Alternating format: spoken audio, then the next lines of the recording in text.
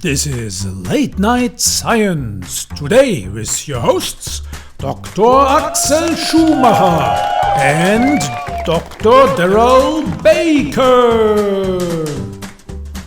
Our guest today is a public health expert from Brisbane, Australia. She is a visionary leader and social innovator with a focus on emerging economies.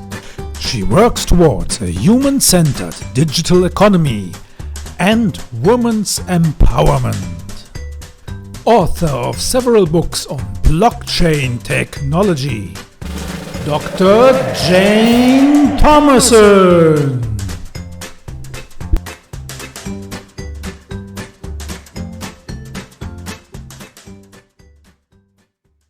Hey, Axel. It's your AI speaking. It is late at night. Time for the podcast with Jane, where you need to discuss how we can build a model of blockchain for social change. Enough time for a quick game of chess. You know, this is the age of partisanship. As our beliefs become increasingly polarized and digital echo chambers begin to dictate our realities, many of us are finding ourselves inadvertent partisans. There is only black or white, like chess pieces. We can learn a lot from chess. Chess was played many centuries ago in China, India, and Persia. No one really knows for sure in which country it originated. The game of chess works not that different from our current society. We have the important pieces, the king, and the almighty queen, the most powerful piece of the game. I guess they represent our politicians from our time. Then we have two rooks, or castles, representing the home. The knights, representing the soldiers to protect the king. And, of course, the bishop. He represents the church. The church was a rich and mighty force in medieval times, and religion played a large part in every person's life.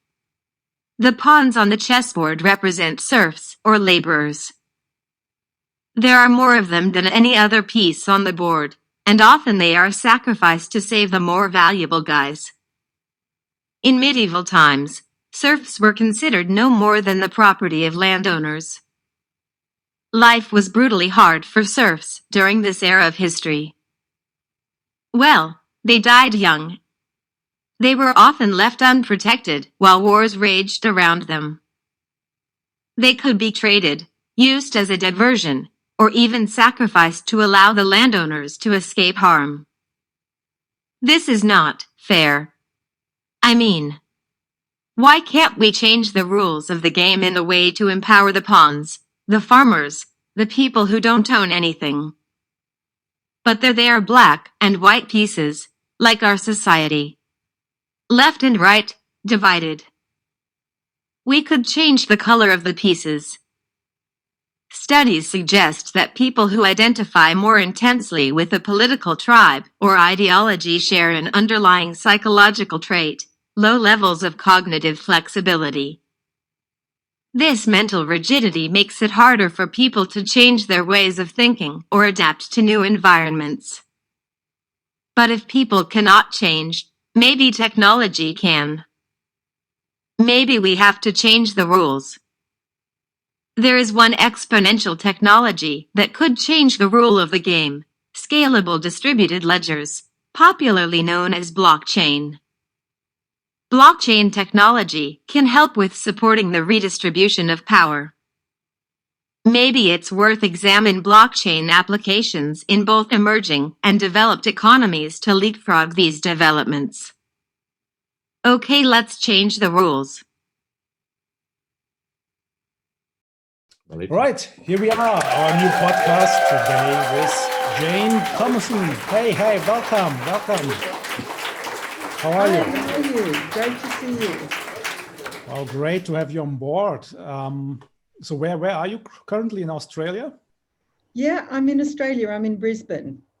Wow, how's the pandemic situation? It's obviously better, I think, than in Europe currently, right? Yeah, I think, look, Australia did really well because it's an island and it basically it did well in terms of containing the disease. It shut down, just shut the borders. We were in London in March last year. We just finished running Blockchain Week. And then we were up in Dublin on the 9th of March because they wanted us to do a big event up there. And on that day, the Irish cancelled St. Patrick's Day, which is unheard of. And I turned to my daughter who was working with me and I said, we have to get on a plane and go back to Australia because they'll shut the borders and we won't be able to go home. So I've been here since last March. And it's a big change for me because normally I was traveling everywhere around the globe every week and I've been in the same place for a year. It's a bit of a challenge. It's quite a challenge, I can imagine. And I mean, we all have to live through it, obviously. So we even had to cancel our Oktoberfest here in Munich. This is unheard of. This is a big, that's really a big disaster. Yeah. So, but what can we do? So today, I think we have to talk about several really exciting things you're working on, and Daryl and I also are working on. This is technology in itself, and of course, blockchain technology. So we will not dive too much into the details of blockchain technologies. People can look that up, Google it if they don't understand the technical details. But it's a new field that is, I think, it will change almost everything in the coming years when it comes to economy, science, and also social impact. And I think we are exactly where your expertise lies, Jane. So this is, I think, social impact, the financial aspects of blockchain technology, and so maybe give corporate social responsibility. I think is vitally important in that respect. Yeah. Too, so well. Jane, so maybe very quick in 1-2 sentences. So what is your current role or several roles you have, and how do they relate to blockchain technology? Well, yes, I'm actually at large. That's how I describe myself. I had an events company in London which ran events globally on blockchain and fintech and social impact, but sadly I closed that down because not much opportunity for events. So I'm rediscovering myself. But what I've been involved in since 2016 is around blockchain and frontier technologies and social impact. And I'm particularly interested in how they're going to impact on emerging economies. So I work in a number of different places. I research, I write, I'm supporting a number of startups, I edit. I'm an editor of the journal Frontiers in Blockchain. And I'm working with groups in Indonesia, Kenya, and Kerala in India, on technology and social transformation, among random other things. Very nice, very nice. So tell me, so I would like to have your opinion. So when we talk about social impact, how can blockchain help, so in general, to change things compared to what they are now, to the status quo on Earth? And what are the most interesting areas where we can have an impact? So let me just start a little bit with where my background came from. I only really got involved in blockchain in 2016, but prior to that, I'd worked nearly all my life in international development, in developing countries, mainly in Asia and Pacific, some in Africa. And so I was really familiar with what are the problems of the poor and the vulnerable in those countries. And they're really basic things. People, 1.5 billion people don't have identities. 2.5 billion people don't have access to energy. About the equivalent number of people are unbanked or unconnected to the global economic system. And so there are a whole lot of really fundamental problems that we had been struggling with for decades. And then when I first heard about blockchain and started trying to understand it, in fact, in 2016, there was almost no one talking about blockchain and social impact. It was all excitement about cryptocurrencies, and 2017, you might remember, was the ICO boom. So everyone was throwing coins up in the air and getting very excited about that. But I had this realization one day after, trying to learn about it, because it's quite not counterintuitive. It's just different from everything we've ever been brought up to believe, because we've been brought up to believe in centralized governance, centralized systems, and it's really hard to kind of get the hang of. But one day I was just sitting there thinking about, I'd been probably studying it for 6 to 8 months. And I thought about the Banda Aceh tsunami in Indonesia, the Boxing Day tsunami, and 200,000 people lost their lives in that tsunami. And my company went after the tsunami, and we were helping reconstruction of the health sector. So I went up there, I saw it, I understood what the issues were. And I just suddenly had this almost epiphany moment, which was, no one knew who was washed away. No one knew who was saved. No one knew who the people in the camps were. All the land records were lost. All the bank records were lost. All the identity records were lost.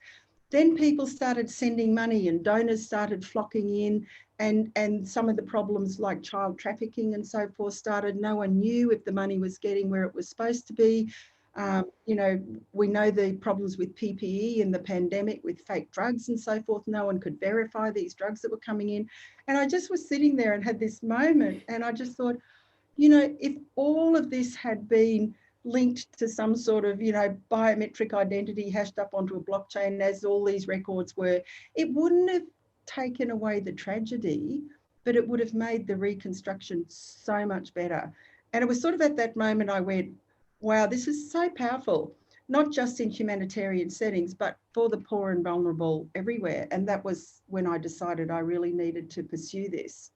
You covered already several areas where we should talk about this. I think to get it started, we have to start at the very beginning, I think. And this is probably one of the most important parts where blockchain can help, especially in developing countries, is with giving people identity. So you mentioned this already. This is because without an identity, you're nothing, right?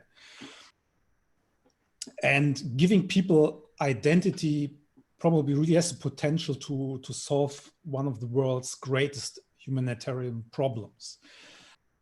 Also, we have migration movements all around the planet with refugees, and this will probably increase dramatically over the next decades. So we have these asylum seekers, we have all these refugee camps now at the borders of Europe, for example, from all the Syrian refugees. There, of course, how do you distribute food to these people? So it's not easy. It's a very complicated problem, of course. But without having an identity, these people are really helpless. So they cannot ask for proper healthcare. So who will recognize them as an individual? Their banking is inhibited, right? So, Jane, so what do you think? How can this work? How can giving people identity solve this problem, at least partly? So it's actually a much more complicated question than people think at face value, because the technology is there. There are many people who are already using some form of biometric and hashing it up onto a blockchain and creating a link between the person and themselves and some form of identity. And many of the humanitarian organisations are using that. Probably the best known one is the World Food Programme work in Jordan, but the Red Cross is also working on it. But what's interesting, and I recently had a discussion with a humanitarian group about blockchain, and in fact, you might be interested to know that there's a group including the Red Cross and Mercy Corps and Hive Online and others who are looking at building a humanitarian blockchain for a number of reasons. But the challenge is not creating the identity. The challenge is who will accept that. So what they've done at this time is created identities, for example, that can be used in the camps.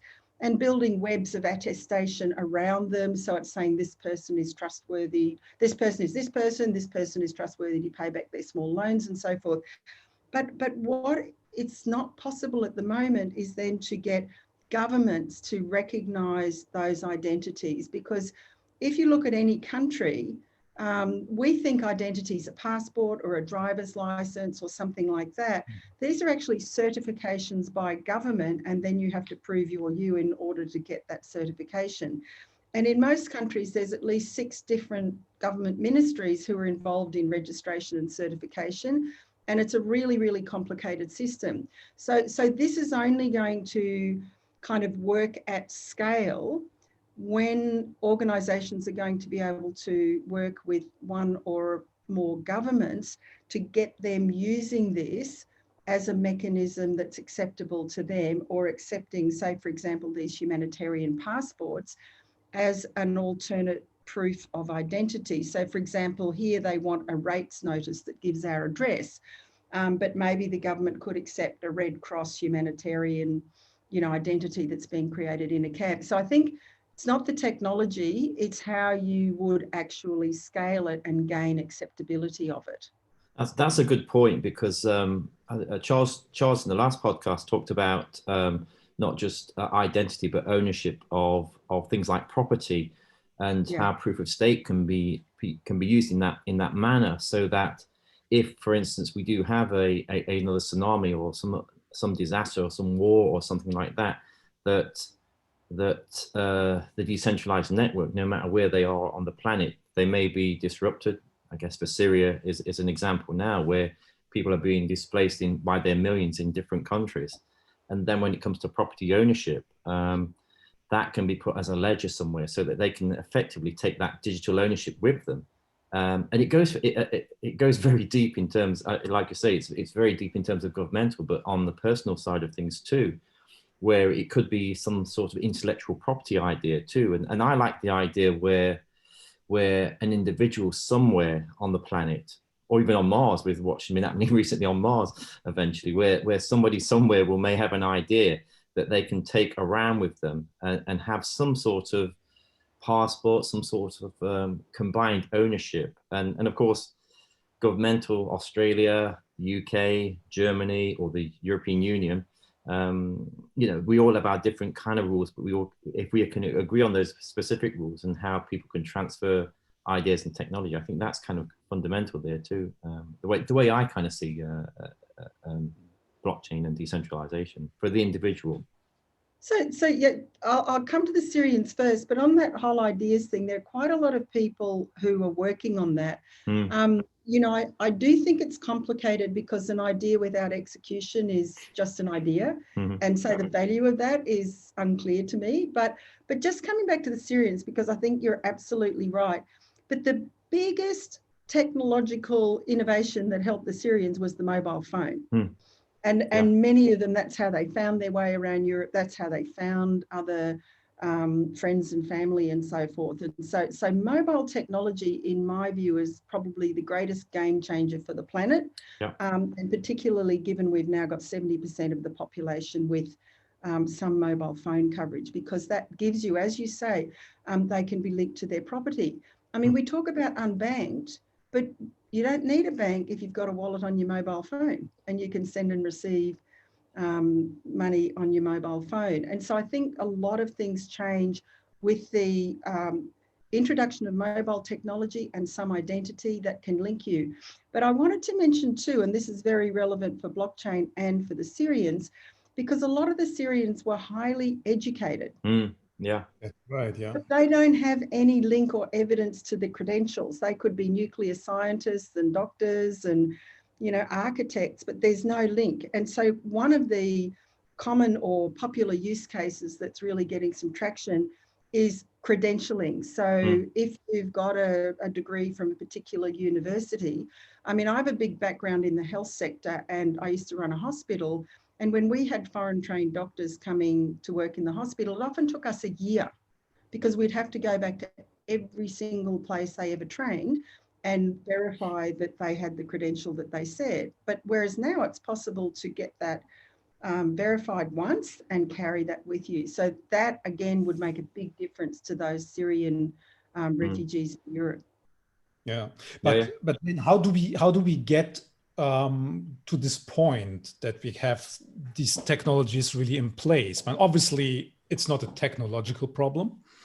So it's either a mindset problem for those who can adopt these technologies, or it's our complicated government structures that inhibit the progress. No? Basically, how can we get the governments to face these development trends? So we have new technology that needs to be adopted. We have digital transformation. I mean, people have a completely sense of uncertainty, or governments that don't know where everything will move to. We have AI, nanotechnology, precision medicine, blockchain, so many different things coming during a small part of our development as a human species. So how can we help governments? I mean, usually we expect, government has to solve everything, but obviously it's not that easy. So how can and who can solve this problem? Who should take the lead? Oh, look, I think that's a really important question and a really complicated question, because I think, generally speaking, governments and regulators, because a lot of blockchain is around financial services and crypto and DeFi and so forth, and the regulators are really struggling with how to think about these things, even how to define them. So I think the first thing is there's a real lack of knowledge and understanding on the part of governments. In countries like yours and mine, I think that, the people who are in charge of the legacy systems are really pretty happy with them. And they're pretty comfortable with where they've got to in those systems, and they're not that keen to change. And the systems are quite good, so there's no momentum for change. And I think there's also a real lack of vision about digital transformation. So people think, okay, I'm going to digitize that accounting process. I'm going digital. They don't understand, that the entire system could be completely different as a result of digital. So I think there's a lack of vision and imagination. Who can help them with that? It has to be the private sector and the developers and the people who are building, because they're building faster than anyone else can think. How you create that bridge is another question. So I think there's a couple of things that are important.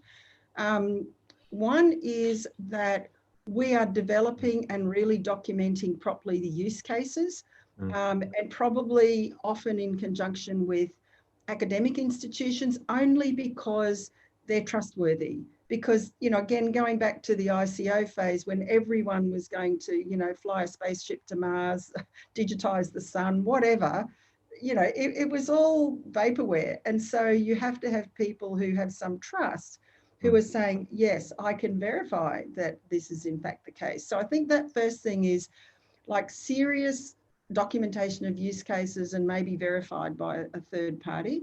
And then the next one is scale and ambition about scale, because this is one of the criticisms of blockchain, as you know, the speed and scalability of some of the platforms. And I know that people are working on that, but as yet, we haven't seen, probably other than Bitcoin, any real examples of blockchain at scale yet. And we need to start thinking about that and figuring out how to make that happen. I was going to ask you a question about your views on proof of work versus proof of stake, and I don't think we want to go too deep into the details of those, but I guess proof of work is traditional Bitcoin mining, whereas proof of stake is really when we're looking at algorithms that are achieving, I'm quoting your book now actually, achieving a consensus by requiring the users to stake the amount of their tokens so that they can be used and have a chance of being selected and validated by the blocks for transactions and get rewards on doing so. So effectively, it gets that achievement of decentralization, efficiency of use, better scale, and that transitioning stage there. I still kind of have and I didn't really really sort of go into Charles about sort of the nothing at stake problem, because I think proof of stake has that potential for what happens if there's nothing at stake, or it's group led basically. And I'm kind of thinking of the recent elections that have been happening in the USA, how blockchain was sort of given as a means to overcome certain biases, and I can probably think about Enron as well prior to that, but how it can be actually used. But then again, could this nothing at stake problem, could that be abused in some way? And we know that blockchain is almost unhackable in terms of unless it's human error. But well, look, I think actually what in a way you're kind of introducing is the need to think about the different types of blockchains, because this is something people go blockchain, or we've got a blockchain, and they don't even know what a blockchain is. But I think where you're coming at is really this, if you like, continuum from the fully public decentralized blockchains like Ethereum and Bitcoin to the kind of private, and then somewhere in the middle, which is federated. I think what we're seeing is that most of the use cases with organizations and industry are not so much on the public blockchains, other than the crypto side.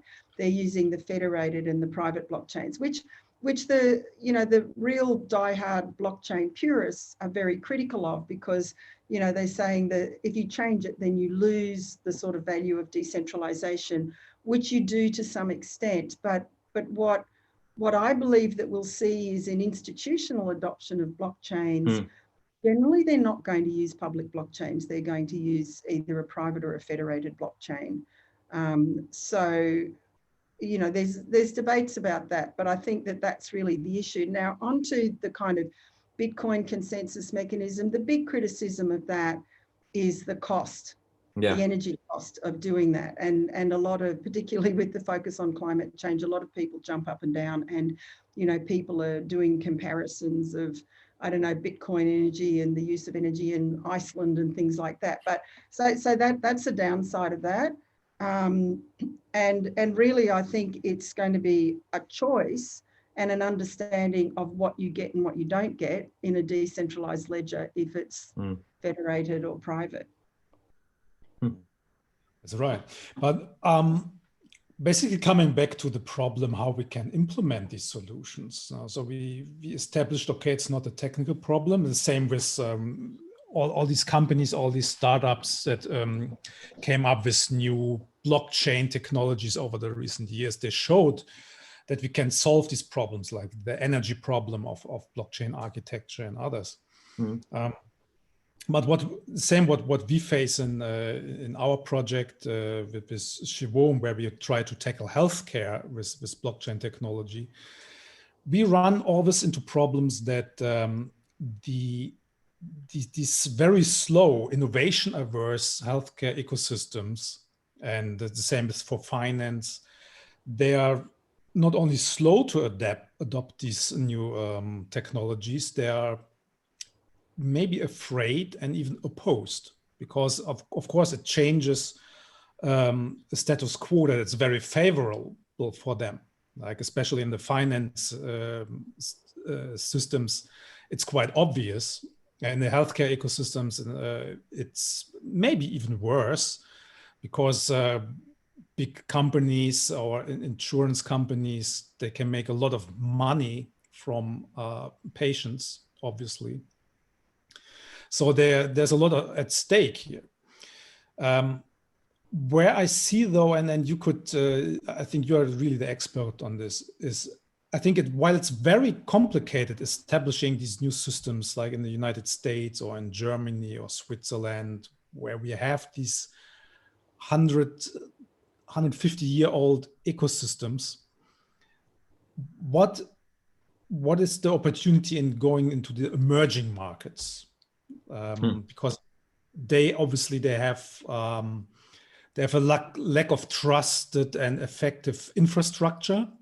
So that means new technologies are really welcomed. So they're much easier probably to implement. Maybe you can elaborate on that one.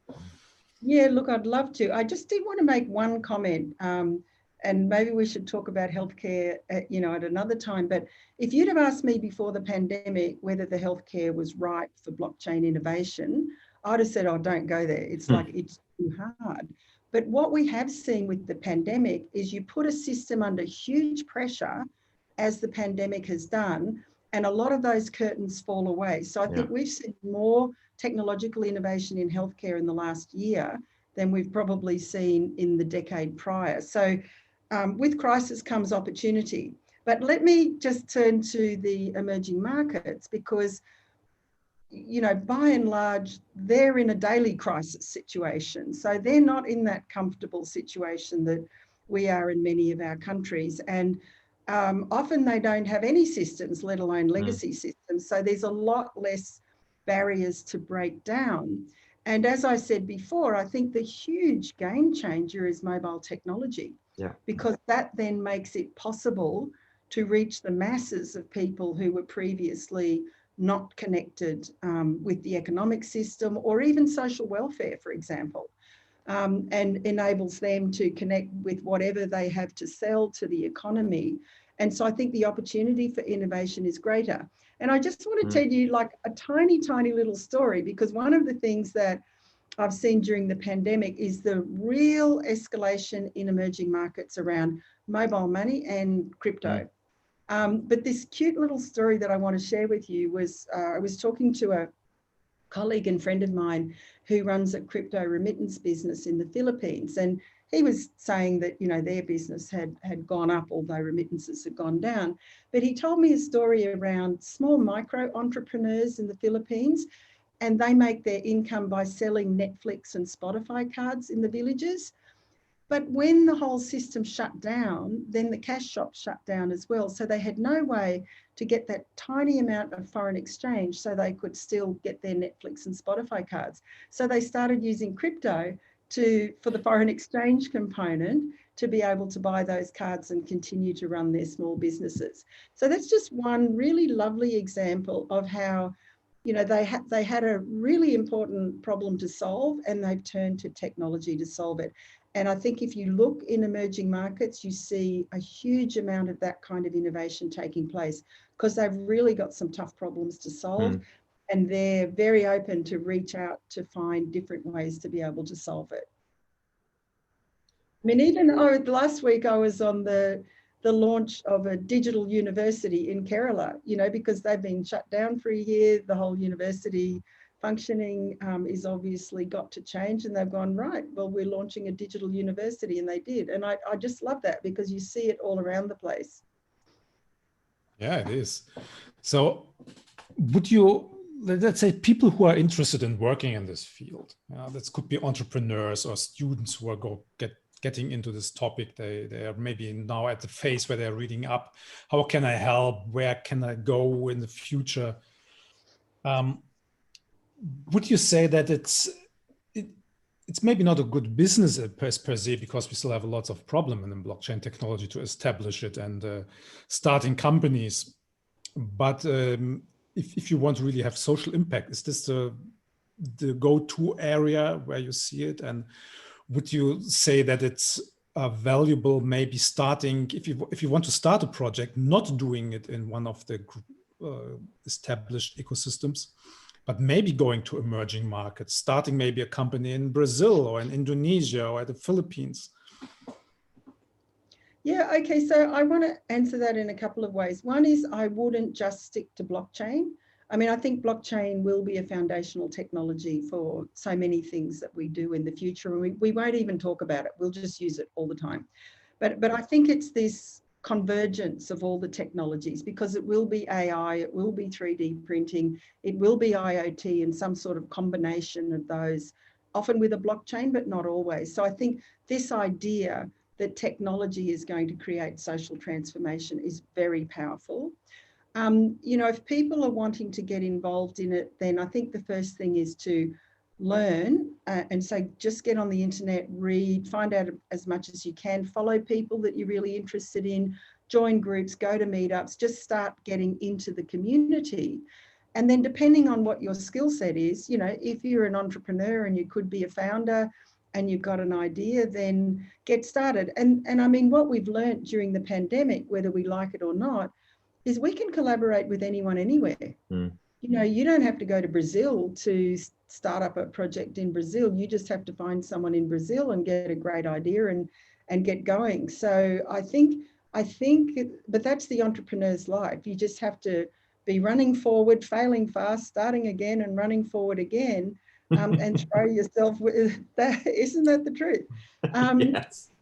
and just like get out there and have a go. So that's what I'd say. And don't wait. I'm fascinated by how many people I talk to and they go, oh yeah, you know, one day I'd love to have a startup or something, but I think I need to work 10 years in this sort of standard legacy job before I do. And I'm just like, no, get out there, do it now, because you'll never find out. You won't do 10 years with one of those legacy companies. You might never do a startup. You'll just get too trapped. Yeah. Yeah, wonderful. So, what are the areas you mentioned already? We have the convergent technologies. Where do you see in what fields or with what other technologies, where can blockchain come in to really boost the other technology and vice versa?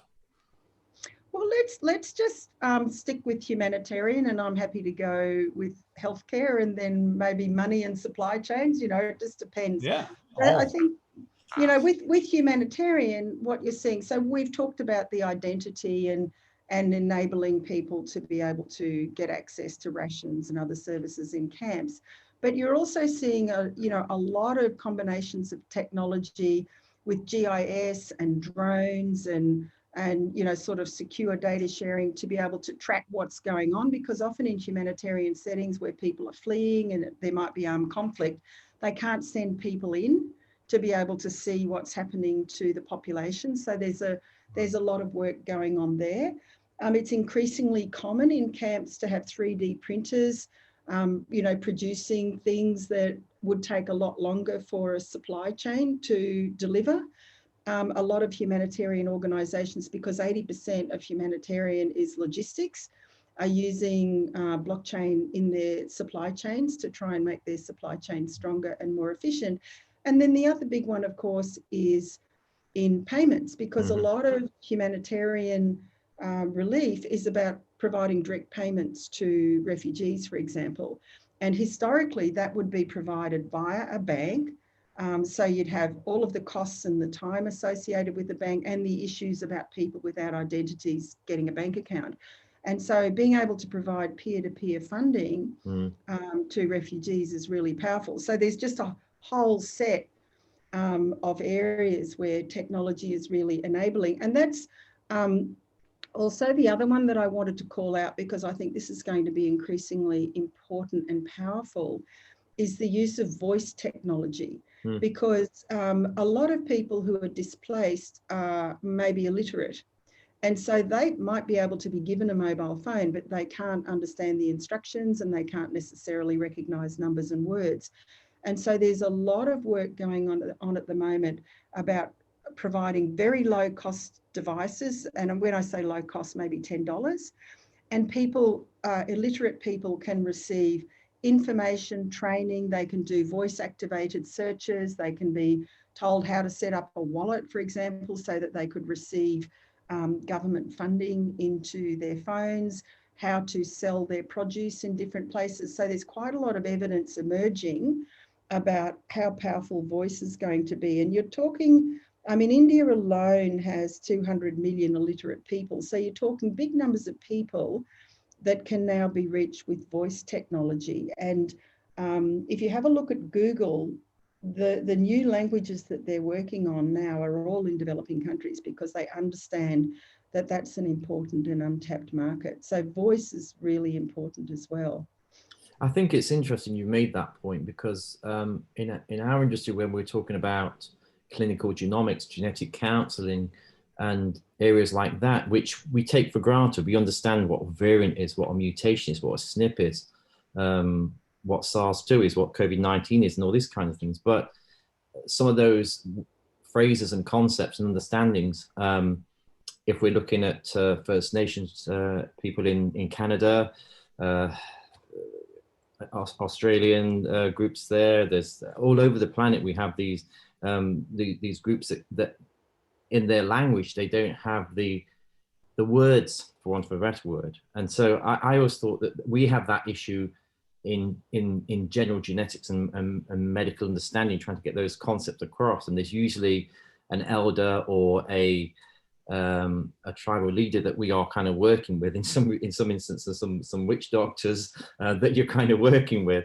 But there's a whole group of people that need that understanding, and so we have that kind of issue already. And I also thought we could probably use blockchain in that respect too, so we can actually bring those people together around the world. I mean, within genetic counseling, there's a global shortage of those people with those skill sets to showcase that understanding. And that's where I guess we get this idea of grouping together individuals that can share their knowledge in a trusted environment.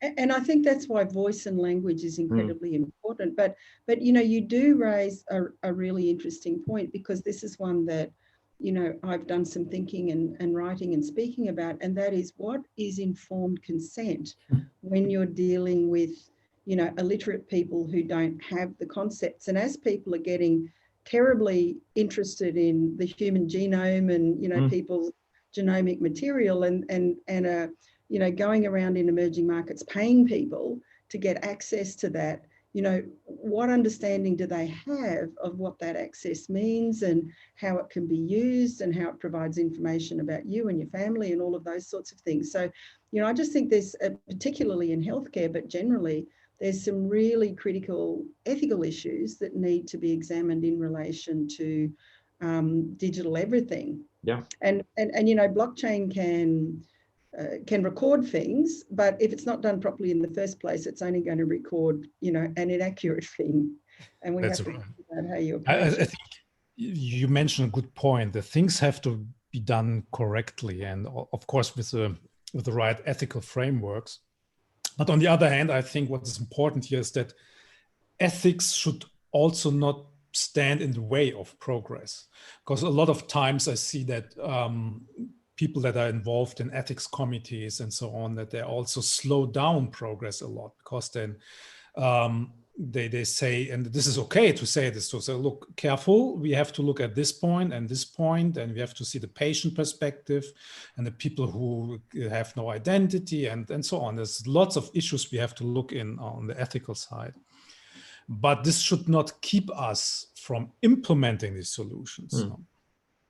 Well, I think that's really interesting, and I want to make a point that I think about a lot, and that is, science has got to catch up with what's going on digitally, because that, you know, the traditional way ethics committees behave, the traditional ways peer-reviewed journals behave, how you do a randomized controlled trial on something that is just happening at the speed of light now.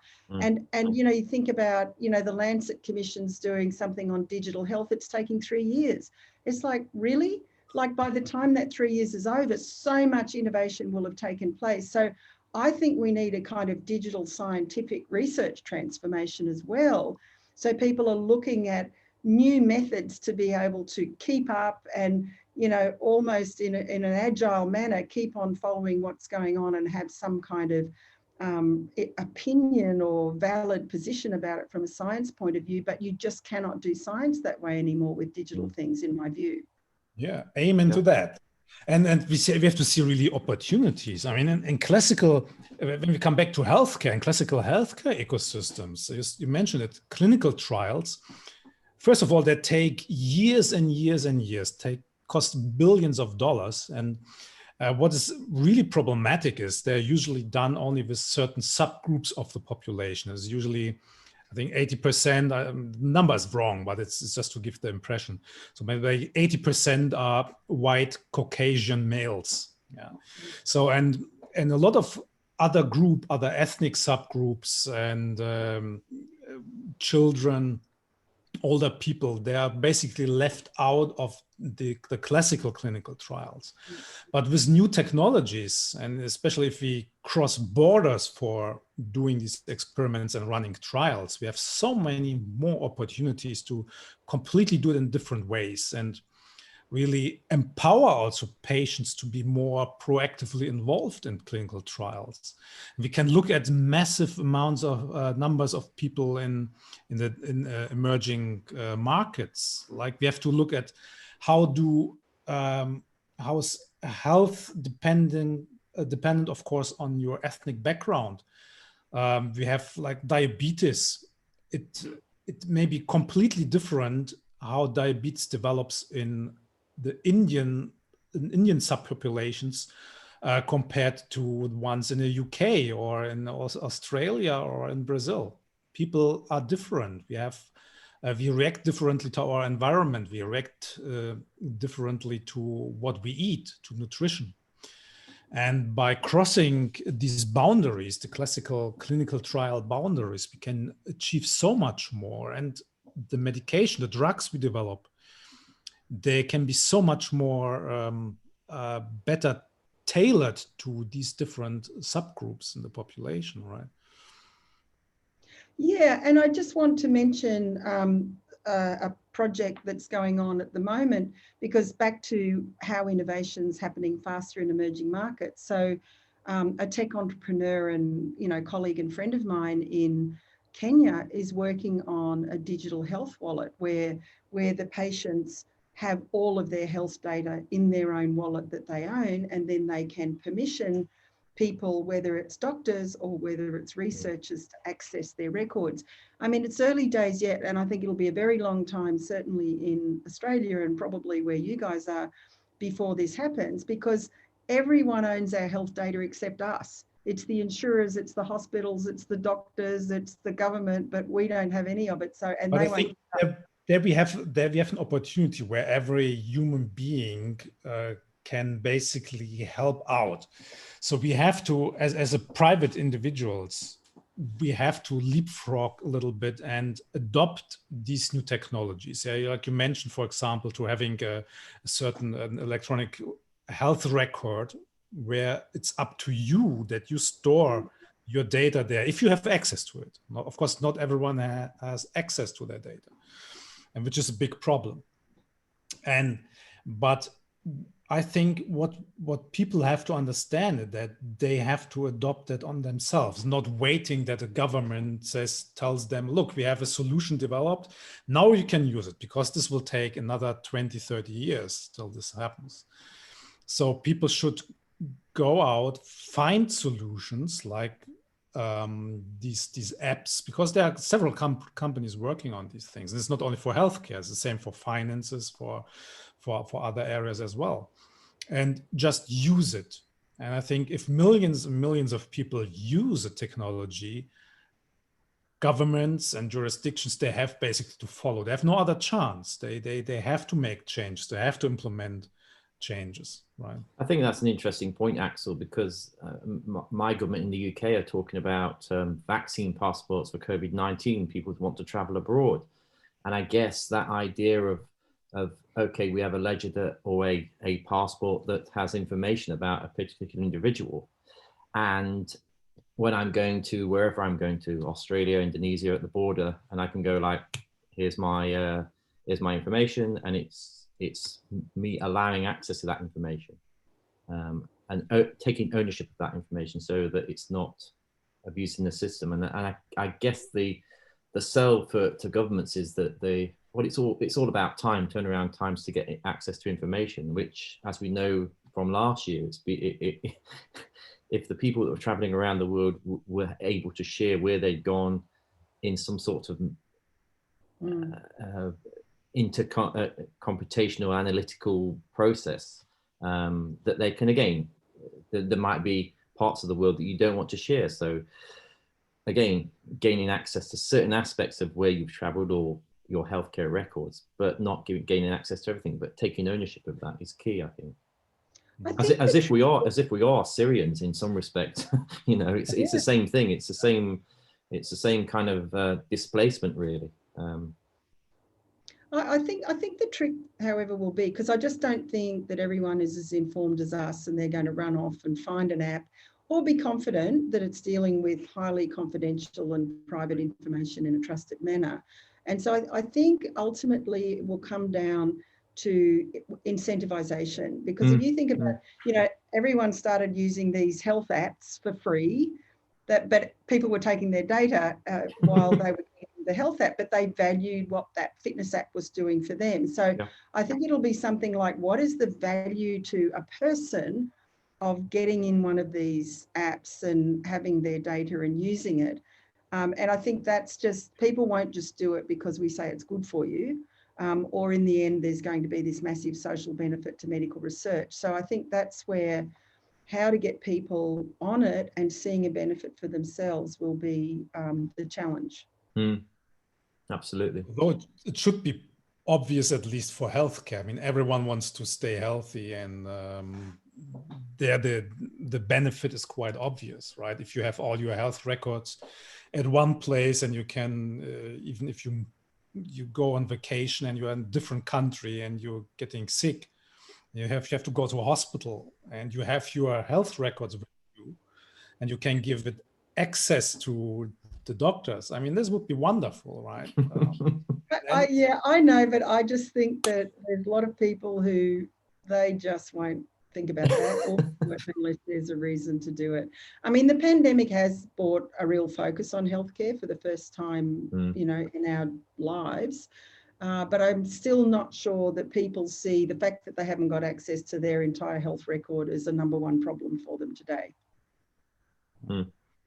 Yeah, so I agree. I agree it's ideal. I just think that the nature of human beings is that they're not going to share what you think. Okay, so we have first to change the human being's perspective and mindset, I guess, right? It's very easy to suggest impossible solutions. Well, there was a really interesting solution put forward that you might be interested in at a hackathon that I was at a couple of years ago, and this was around reading the human genome, and they were basically saying, well, let's treat it as if it's an asset. And so you're not going to pay $1,000 to get your genome read, but we'll co-invest in that asset. And then if we then sell that information and make money out of it, you can have 20% of it, and then we'll take the 80. So, maybe there's different ways. If people understand that their health data is worth something and they can receive a passive income as a result of it, or they can choose who it's sold to, then they might think about it a bit differently. But I think we have to find some creative ideas to make it valuable for them to want to do it. But it's not only make it valuable. Like we have that implemented in our Chivon platform, so where people can monetize their own healthcare data. The problem is that it needs education. Again, we have the same chicken and egg problem. Like, we understand what genetic data is, but the average person, usually they have no good idea. And if you go outside of our established healthcare systems, if you go again back to the emerging markets and you ask a farmer in Ethiopia about the genome, they have no idea what DNA is, or they will not understand it. I mean, we had this problem. We went to villages in rural India to figure out how we can give identities to those communities, to the people, and how we can bring precision medicine, modern precision medicine, to these rural areas in India. So we had a diabetes project there a couple of years ago. And so what we saw was really people had absolutely no understanding about these things. Even if you would talk to the doctors at the hospitals, they had no idea about genetics, zero. They, of course, they heard about DNA, but that was it. So they're just not at the point where they can really adopt these technologies if they don't understand it. So I think we have to find solutions where we can bring this to the people. And I think it's also, if you look at, countries like India and Indonesia and many in Africa, the acute problems like, tuberculosis, respiratory infection, malaria, etc., that kill people are much more front of mind than these kind of chronic conditions that sneak up on you over a period of time, or even heart disease because you don't know that you've got it. So they're much more focused on those things that kill people or make communities sick than they are on the chronic conditions. So it is a bigger challenge to get people to pay attention to them. But again, who are the main stakeholders who can help out there? Is it then again like the rich countries that maybe have to help out and educate and donate enough money so that these programs can be established in other countries and other parts of the world? Well, you know, that's a debate because that's how it's being done. That, in my view, is not sustainable, and it's probably a bit paternalistic. And it's sort of, you know, it just is like, we know what's best for you and we're going to come and tell you about it. So, you know, I think we need to think about, you know, culturally appropriate, homegrown solutions, understanding the problems as they see them. You know, because just as an example, I spent many years working in a country called Papua New Guinea, and often there they believe that health is related to sorcery.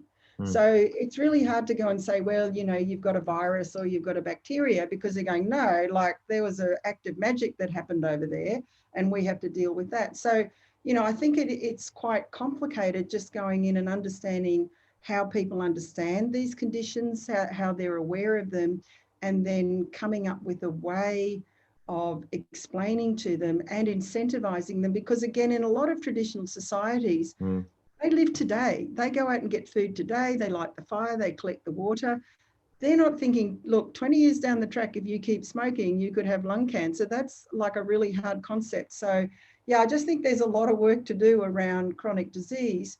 But, you know, if you can help people monetize their health data, and the incentive is not whether it's helping their chronic disease, but it's helping their current poverty, then, you know, maybe it's the way to go. Coming back to the point, so if you could give advice to young people, or imagine you would transport it back in time to when you were a young student, maybe just finishing school, would you do anything differently from your past career, or what would you do? Did you learn something that could help young entrepreneurs, young students to help go out there, find their way in this complicated world? The big things, and this is not so much learning from my past, it's that a lot of the things that we grew up being told aren't relevant anymore. Because even things like, you know, you study hard, you go to university, you get a good job as an accountant or a doctor, and you're going to be comfortable all your life. That's not true anymore. You know, don't play video games because that's bad for your brain and you'll never get a job. That's not true anymore. There's a whole career in playing video games and making video games. And so, you know, and that whole thing about, you know, everything's got to be centralized, and if it hasn't got a centralized system, then it's dangerous and crazy. So you know, I think that young people need to kind of trust themselves more, because I think they understand better than older people understand what this digital future is going to be. And I believe that, you know, there's some real questions in my mind about the value of the kind of education that we're providing young people these days, both in schools and particularly in universities, because they're still preparing people for jobs that are the jobs of the last 50 years, not the next 50 years. And so, you know, there's a big question there, and I think education will be massively disrupted over the next few years. But I think that my own philosophy is live every day as if it could be your last day. So it means like find joy in your day, make achievements in your day. Don't put something off till tomorrow that you could do today, because if you live your life like that, in the end, when the time comes, you're going to go, oh, I'm really sorry I'm dying, but there wasn't anything that I could have done that I didn't do. So I think take opportunities, be bold, just get out there and have a go, because every time you have a go, even if you don't succeed, you learn something really important that helps you next time. So yeah, I guess they're the kinds of things that I would say. And life passes really quickly. And so you have to make the most of all of it. Do you think there are specific skills that are very helpful in finding your path in life? Well, I think things are going to be different, because however you look at the age of machines, they are going to do a lot of things that can be automated. So I think the soft skills, the kind of compassion, sensitivity, creativity, all of those things are going to be more important. I think agility, being able to, because people are unlikely to go into a job they'll have for 30 years. They're probably going to change career paths quite frequently during their lives. Continuous learning, because you have to keep on learning what's going on and where you can move to. And then I think resilience, because, people are going to live without some of the safety nets, if you like, that, people of my generation have had all their lives. So they're the things that I think we should be preparing young people for. That are very important factors, I think.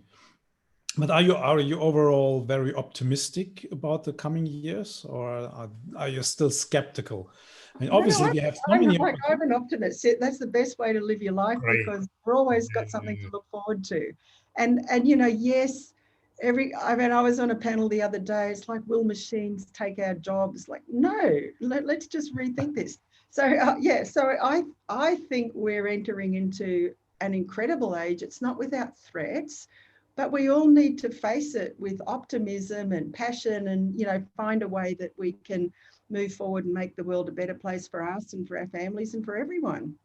Yeah, I second that. I think we have so many opportunities. And then from my point of view, science can really help us out there. So people should really invest in learning the basic of science, at least. It gives you a much better understanding of the world, how everything works.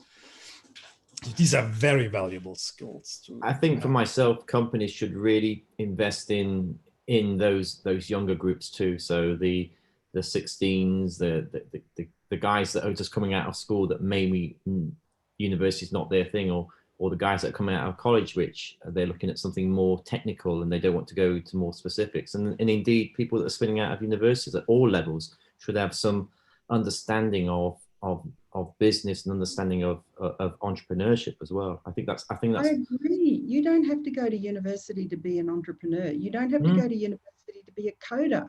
Yeah. There's so many skills that are immediately useful, but we've kind of got kids in this sausage machine where even, when I was younger, there was a lot of kids who left at 16, but that stopped. They all sort of go into this stay till they're 18, and now they call everything a university, whether it is or it isn't, and then everyone goes to one of those.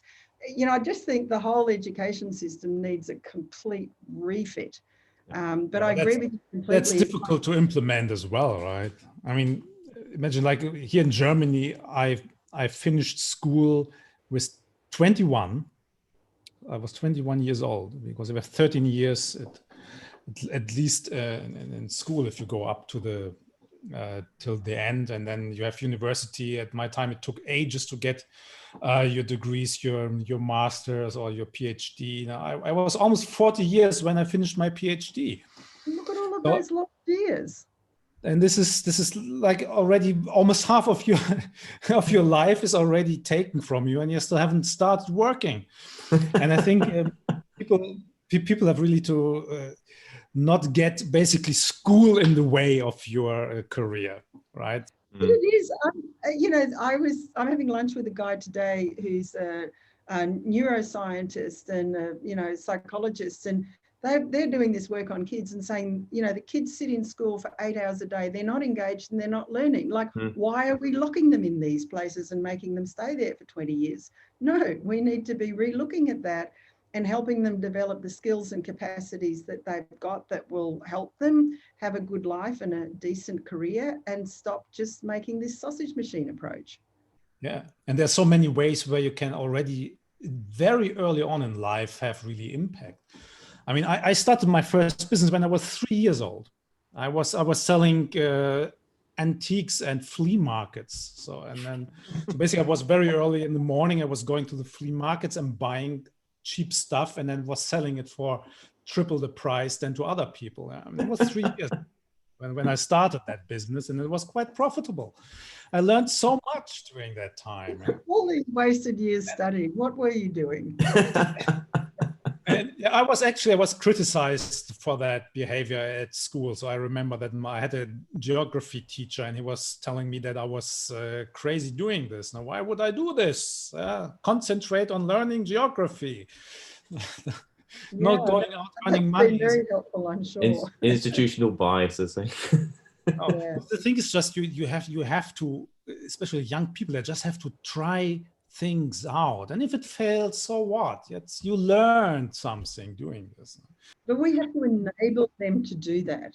Indeed. Yeah, but not only young people, like our generations, we are all over 20.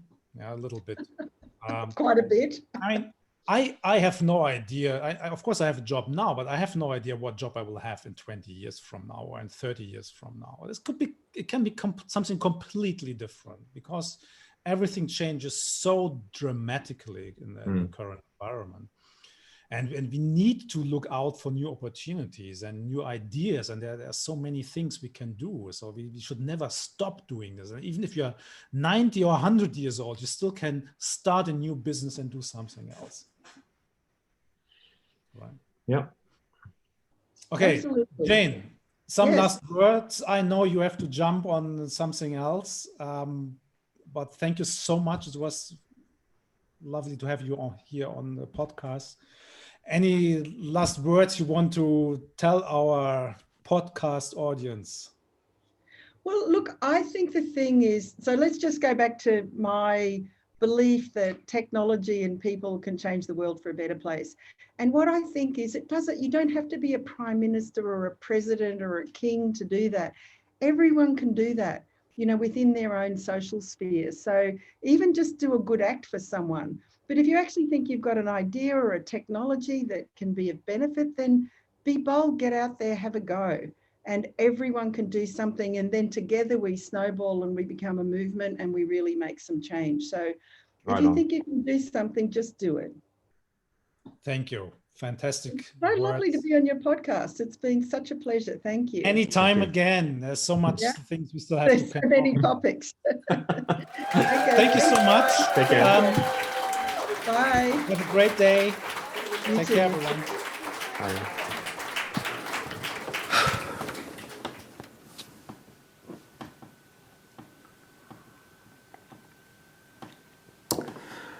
Yeah.